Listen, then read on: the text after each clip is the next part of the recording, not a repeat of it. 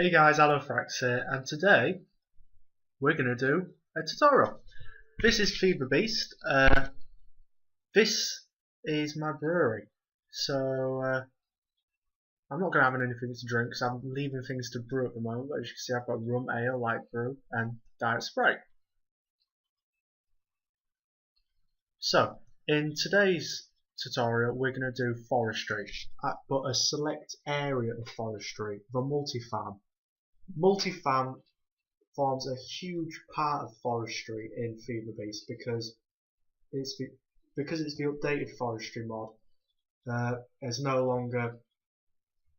not as complicated, but still more complicated than, let's say, Formcraft, which is potluck as such without the wiki. I'm gonna show you how to do a standard tree farming multi-farm. Maybe in the future I'll show you how to do orchards or more complicated different crop farms. So let's head out of the brewery and over to what I've built.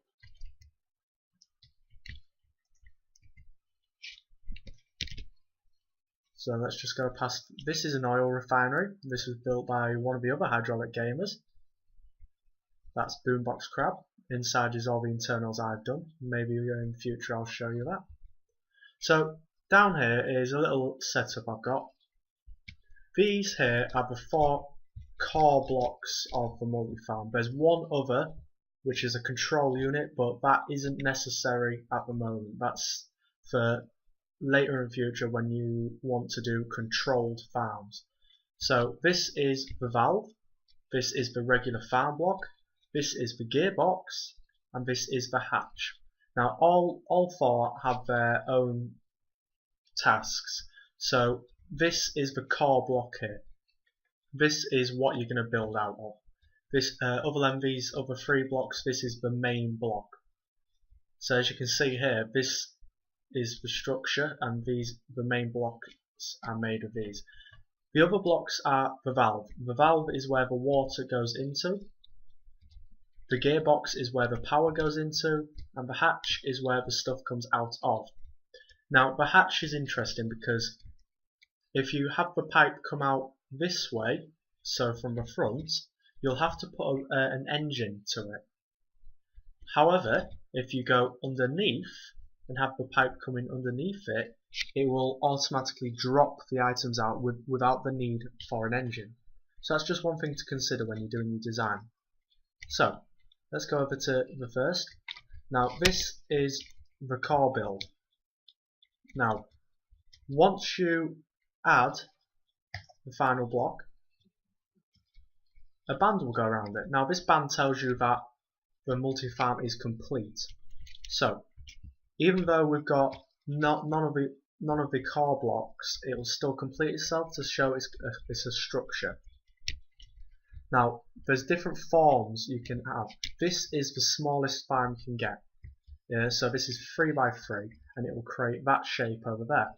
You can go as high as 5 by 5, I believe, and it can be odd numbers, so it can be like this, so it can be 3 by 4,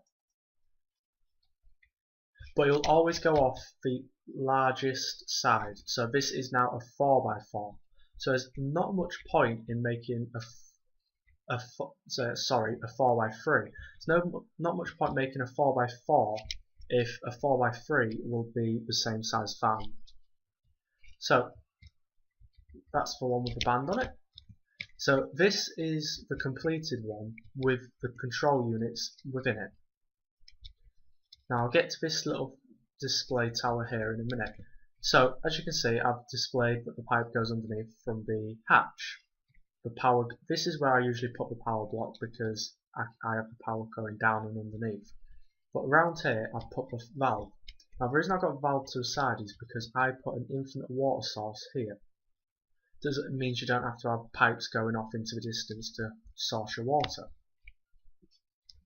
Now this tower here displays where you can have the farm sitting. So the way it works, how the forestry mod knows where to plant, is that you put a, I'll show you, you put the farm on top of a stone brick. There are other items you can use, and I'll display them in the description below. I go with stone brick because it's the easiest to make in survival. So what you need to do, so you can have it on all these levels here, so you can have the farm out of the ground if you wish, but it can't go higher than here because it will put the farming block, the blocks in which the items grow, on top of this. Now if we go over here, as you can see, I've sunken the farm, so that goes down 4 blocks, so it's standard. The farm will always be 4 high. It won't put that band around it if it's any more or any less. So if this is a 3x3 farm, so what I do is I do this cross here, 3 out, 3 wide, then you simply knock the corners out, and there you have your farm shape. So to have the farm sunken into the ground, you then knock away another set of blocks, remembering that you can't build higher.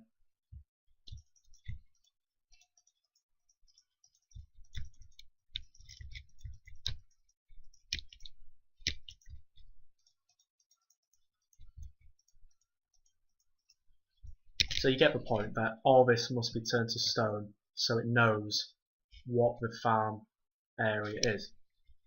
Hello, Mr. Sheep. So, just to recap what we've done so far, the farm valve, water goes in, the farm block is the core structure, and the farm gearbox is where the power goes in, and the farm hatch is where the items come out. Without engine, it can go underneath. With an engine, it comes from any other side. It needs to be 4 high, no more, no less. It can start off by 3x3, 3x4, 4x4, up to 6x6. The band round shows that the structure is complete, and this is my arrangement of the other core blocks.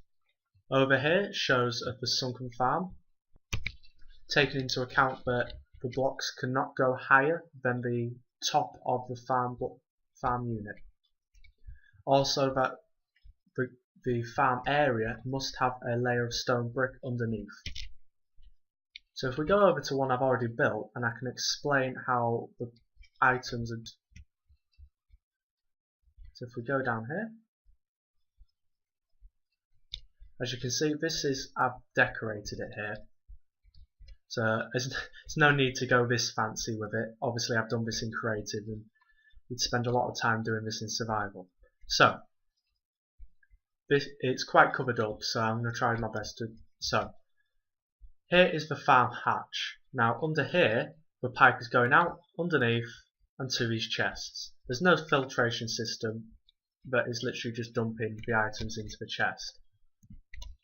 So this is just a standard multi-farm. So it'll cut down absolutely everything and pipe out. However, if you have an orchard which is using circuit boards, etc., it will only pump out, for example, the apples. Or, for example, if you have the sweet chestnut tree, it will pump out chestnuts, which can then go over to a squeezer, then to a biomass engine. So you can use the multi-farms as a source of renewable fuel. So, this is the engine room. I'm using the Stirling engines, and these are redstone conduits. These are quite hard to get in survival. You have to have quite a good setup, but you can also use conductive pipes from Industrial Craft 2. These pipes simply lead underground and up into the gearbox. Now through here is my infinite water source. It's just a 4x4 block of water sources with a water pump above and 2 redstone engines. This will easily keep up with the demand of the multi-farm. So you can just leave that running with redstone engines. The main concern is keeping these engines fueled, but if you've got wood coming out, it's easy enough to turn that to charcoal and then to fuel that there. So if we go above, you can see that the item, it will put the dirt down, it will put the saplings on top, using fertilizer it will grow the saplings, then cut them down. I've added this bit here for decoration because it would leave a 3x3 empty slot there. Now down here, I'll show you again, when you right click on the multi-farm, it brings up a GUI. So here's your water, and you can add buckets of water, etc., or water cells, so you don't need that. So if you're doing it bit by bit in survival, you don't need that straight away. So here is fertilizer. I'm not sure whether bone meal works, I'll test it out and put a comment below, but I make fertilizer and the fertilizer works a lot better. It doesn't use it really fast and it's an effective way of making the farm work. So on the left goes your dirt, on the right goes your saplings. In a future tutorial I'll go into more depth about different block types and needs. So dirt, saplings go in, and here is the outgoing box. So if we didn't have the pipes going out, everything would fill up here. So just to recap again, I've showed you the core blocks, the structures required, the elements needed for the farm to work, how the GUI works, and maybe some design ideas to make your farm look pretty. It is quite easy to set these up automated.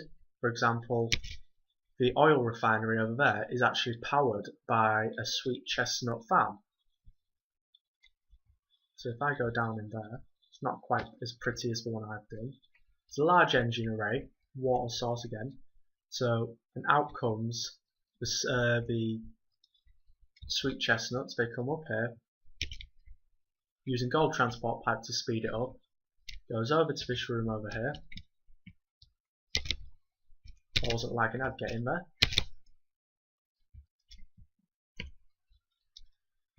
And down here. But they're, as you can see, they're piped into the squeezer, where also a byproduct is mulch.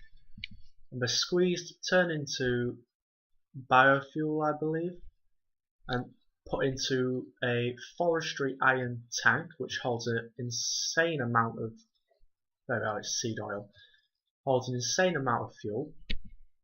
I haven't quite finished yet, but eventually they'll come out, they'll come up here to an engine array which will be biogas. Then those biogas engines will be able to power. I'll go into the oil refinery at some point in the future because that's quite interesting. It's not quite forestry, but there's elements of forestry within it. So if there's any tutorials you want me to do, guys, just pop a comment below or message the YouTube channel itself saying what you need help with, and I'll try and tailor a tutorial for you. If you like the tutorial and you found it helpful, please give it a like, maybe a favourite, and a subscribe would be absolutely amazing because it shows us at Hydraulic Gamers that there's people out there watching and interested in what we do. So I've been Allofrax, recording for Hydraulic Gamers. Goodbye.